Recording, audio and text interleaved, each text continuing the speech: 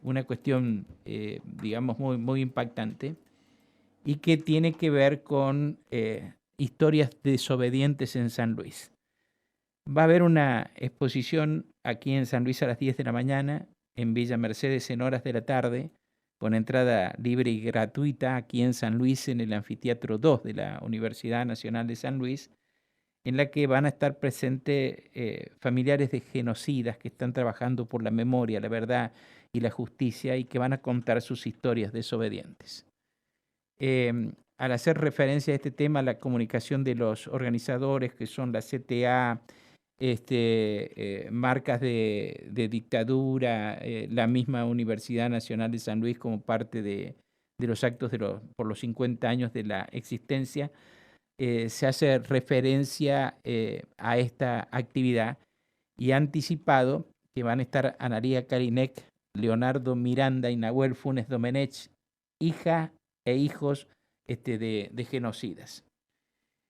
Tengo comunicación con Analía Karinek.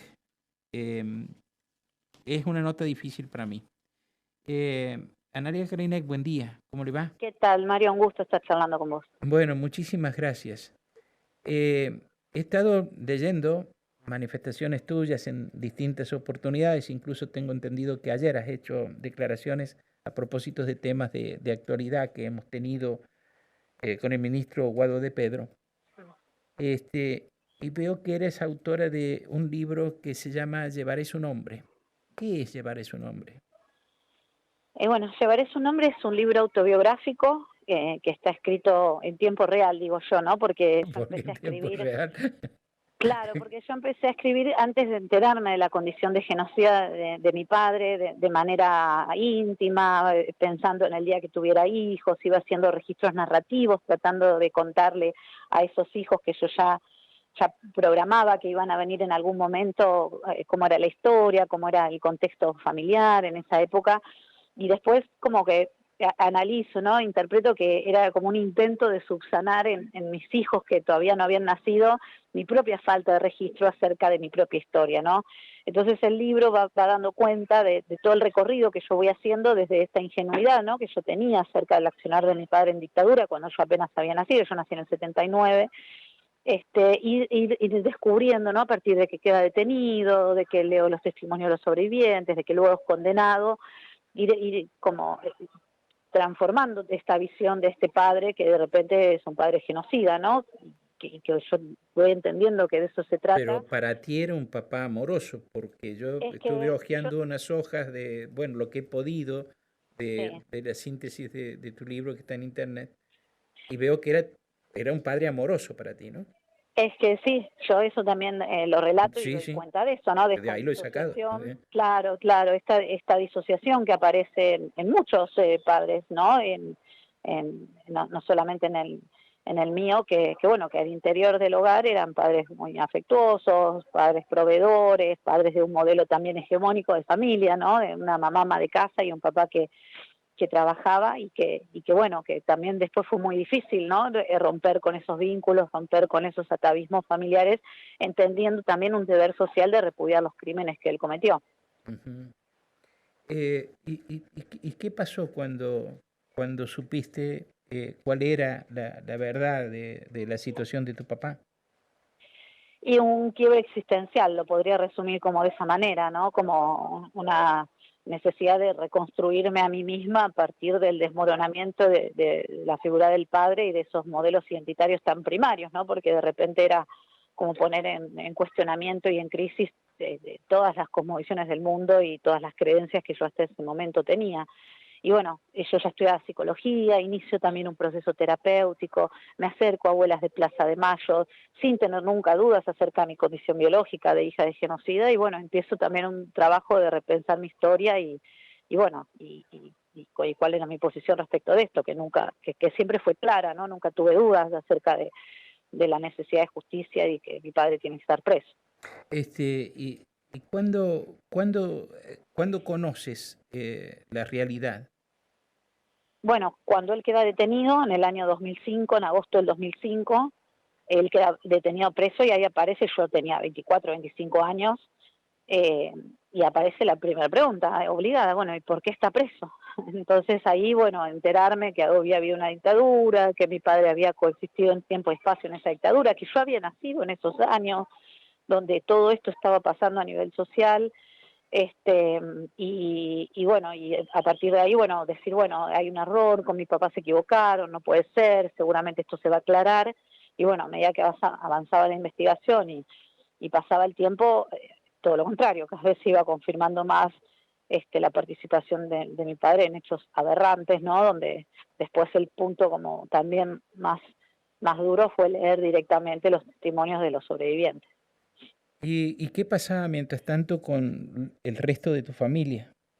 Y en un silencio, ¿no? Era como ir a visitar a mi papá a la cárcel y hablar de cualquier cosa menos de que él estaba preso, un omitir siempre como ese tema, un no preguntar, y bueno, cuando empezaron a manifestarse mis primeras inquietudes y mis primeras necesidades de saber, que las preguntas fueron dirigidas al interior de la familia, bueno, pero ¿y por qué? Y bueno, el cuestionamiento y el reproche familiar por hacer esos cuestionamientos, y el enojo, ¿no? Yo pensaba en algunas situaciones que, por cierto, no son igual a la tuya. Conozco padres, hijos enojados con sus padres por los procederes de sus padres, por la actividad de sus padres, pero nunca, en realidad, de los casos que yo conozco, me había pasado eh, que hablaran de crímenes cometidos, muertes cometidas por sus padres, hechos espantosos cometidos por sus padres. Y uno lo que se plantea es cómo se enfrenta esta situación y por qué publicarla, por ejemplo. ¿Por qué publicaste todo esto?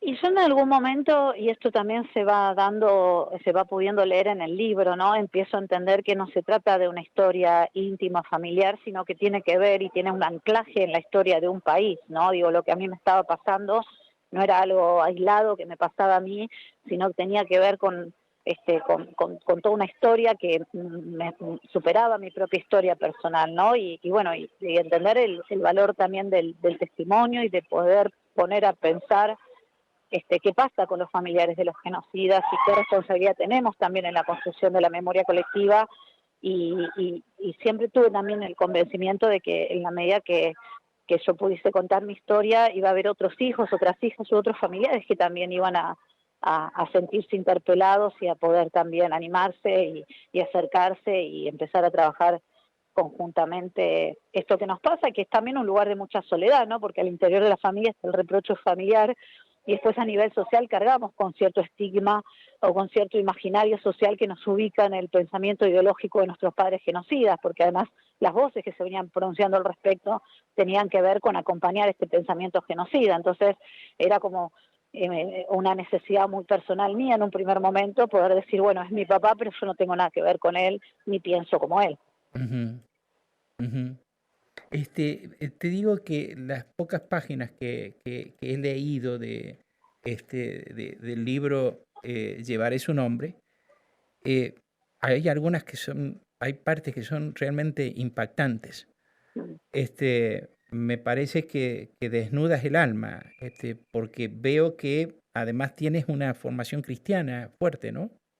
Tengo formación católica porque yo crecí, digamos, en esos ámbitos, ¿no? Eh, de escuelas privadas, católicas, ¿no? De ir a misa, que también forma parte de los cuestionamientos que después hago en estas cosmovisiones del mundo sin desmerecer o sin entender que es parte también de una cultura, ¿no? Ujú. Yo pensé que me iba a encontrar con algo de enojo en la lectura esta que hice. No veo que estés enojada. Lo que veo es un razonamiento, me parece tan lógico, con los Claro. planteos tan naturales que cualesquiera de nosotros nos hacemos ante situaciones familiares que realmente impactan. Eh, ¿qué, digamos, qué efecto ha tenido estas actitudes como las que has asumido vos y otros hijos de personas que están en la situación de tu papá? Em, ¿Qué efecto han tenido en la sociedad? ¿Qué han conseguido? ¿Y qué buscan ustedes?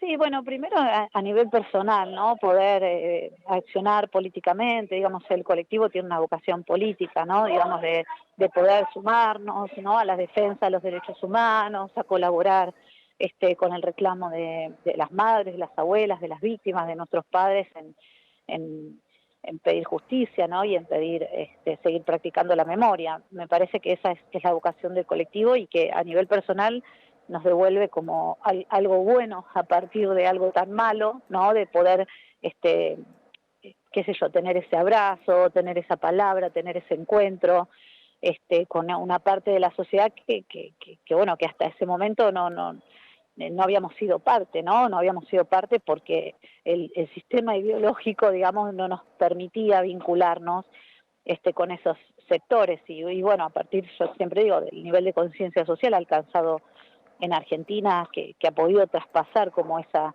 valla ideológica, esos cercos endogámicos de las instituciones en las cuales nosotros crecimos y de las lógicas familiares, poder generar estos encuentros. Me parece que desde ahí Historia de Desobedientes tiene un aporte interesante porque tiene un lugar de enunciación distinto a los que ya venimos conociendo y venimos trabajando, y que también hay como un efecto de encuentro que hace bien y que tiene que ver con un nivel de conciencia que sigue ampliándose a nivel social y que ahora también nos involucra a los familiares de los genocidas. Una pregunta te formulo. ¿Y qué pasa con tus hijos y esta historia? Y mis hijos, que a su vez son nietos de genocidas y también se sienten de alguna manera parte del colectivo, ¿no? Ellos fueron creciendo con su abuelo preso, fueron preguntando en sus distintas edades y en sus distintos momentos cosas distintas, ¿no? Acerca de su historia, fueron indagando en la escuela, en sus círculos sociales, con distintas reflexiones, con distintas informaciones, y siempre en casa encontraron también la palabra abierta y el corazón dispuesto, ¿no? A poder hablar estos temas. Y me parece que eso, bueno, hace que hoy estén bien, digamos, tengan una vida social agradable, sean buenas personas. Digo, en ese sentido, bueno, ellos van creciendo y van ahora armando sus propias historias. Analía, ¿cómo te va? Javier te saluda. ¿Qué Eh, tal? Recién Mario te preguntaba sobre los efectos que han tenido, que atraviesan con este Mm, relato que van teniendo, y te lleva a que, bueno, por ejemplo, vos tuviste que atravesar un proceso judicial, ¿no? sí. Como parte de lo que has contado y el relato que venís teniendo en parte de tu historia. Pero más allá de ese proceso que a vos te tocó llevar, te pregunto si a tus compañeros, compañeras también les ha tocado atravesar lo mismo o si tu caso es un caso particular con esto que te ha tocado atravesar. Sí, a ver, una demanda hecha por un criminal de lesa humanidad condenado a cadena perpetua hacia su propia hija por no pensar como él, me parece que es el único, ¿no? Que es el caso de mi padre, que inició un juicio civil, él y mis dos hermanas menores, ¿no? Que también son personal civil de la Policía Federal y son egresadas del Instituto Universitario de la Policía Federal. Y esto siempre lo señalo porque hablo, ¿no? De estas lógicas institucionales que siguen reproduciendo estas lógicas de pensamiento donde lo que subyace todo el tiempo es el que piensa diferente hay que eliminarlo, ¿no? Esto se traslada al fuero íntimo de mi familia y dice, bueno, hay que eliminar a Analía de la familia porque piensa diferente. Entonces me inician un juicio donde básicamente dicen que yo fui detectada por grupos activistas en la Facultad de Psicología y lo que buscan literalmente, digo, es excluirme del acervo hereditario de mi mamá, que falleció en el año 2015. ¿No? Es como esta cosa de la exclusión, del castigo simbólico, económico, emocional, porque yo no acato, ¿no?, los mandatos familiares de lealtad al padre. Esto, bueno, también se da la particularidad de que muchos de los genocidas ya están muertos, ¿no? Digamos, los que quedan con vida son los que tenían el menor rango en aquellos años en general, por una cuestión de edad, ¿no? Mi papá hoy tiene 72 años, está preso hace 18 aproximadamente, ya está solicitando prisión domiciliaria, salidas transitorias, pero bueno, el hecho de que él esté vivo, ¿no? También da como una condición distinta a otros que, bueno, que ya murieron o que murieron impunes o que todavía no fueron juzgados. Dice, ¿tenés más? No, sí, quería, por eso te preguntaba, digo, y qué acompañamiento también has tenido de quienes te rodean ahora en este colectivo. No, y bueno, incondicional, digamos, que fue también encontrarnos y entender que es una lucha común y colectiva, ¿no? Ujú.